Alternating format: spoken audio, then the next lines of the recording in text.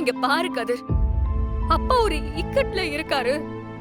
அதுல இருந்து அவரை காப்பாத்தணும்னு ஒரு நல்ல எண்ணத்துல நீ அவரை ஃபாலோ பண்ணி போன. அது ஒண்ணும் தப்பு இல்லையே.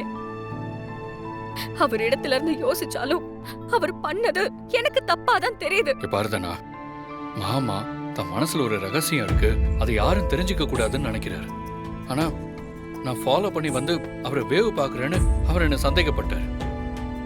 அவரை பத்தி தெரிஞ்சுக்கிட்டு நான் அதை வெளியே சொல்லிட்டேன்னா அது எப்படி சொல்லுவாங்க? அத்தைக்கே தெரியக்கூடாதுன்னு நினைக்கிற விஷயத்த நானே தெரிஞ்சுக்கிட்டு ஒருவேளை உங்ககிட்டயே அதை சொல்லிட்டேன்னா அந்த பயம்தான். அதனாலதான் கோவப்படுறாரு. உண்மையை சொல்லணும்னா நானும் அவரை பத்தி தெரிஞ்சுக்கணும் தானே போனேன். அது வேவு பாக்குற மாதிரி தானே. அவர் ஒரு ஆபத்துல இருப்பாரு, எக்கேடோ கெட்டு போகட்டும்னு ஒதுக்கி விட முடியுமா? இத கூட அவர் புரிஞ்சுக்க மாட்டேங்கிறாரு. தானா, தயவு செஞ்சு அவரை பத்தி அப்படி யோசிக்காத. கதிர், நீ என்ன சமாதானப்படுத்தாத. உனக்கு அவரு மாமனாரு, எனக்கு அப்பா. சரி, திரும்ப திரும்ப அதையே சொல்லிக்கிட்டு இருப்பியா?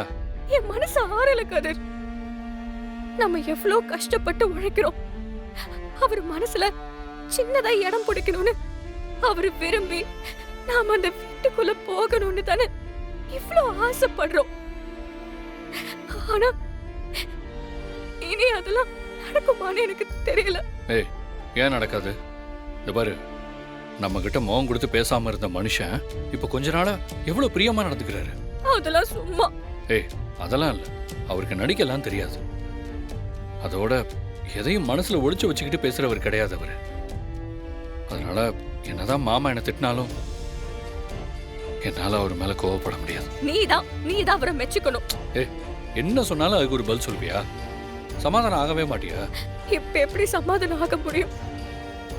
அம்மா மாயான்னு எல்லாரும் வீட்டுக்கு வந்துட்டு போயிட்டு இருந்தாங்க.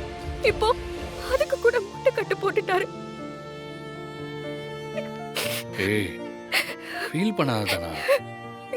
இங்க பாரு, கூடிய சீக்கிரமே எல்லாத்துக்கும் ஒரு முடிவு வரும். நாம நம்ம வீட்டுக்கு போகத்தான் போறோம். கூட்டு குடும்பமா நம்ம அவங்களோட சேர்ந்து வாழத்தான் போறோம். அழாத.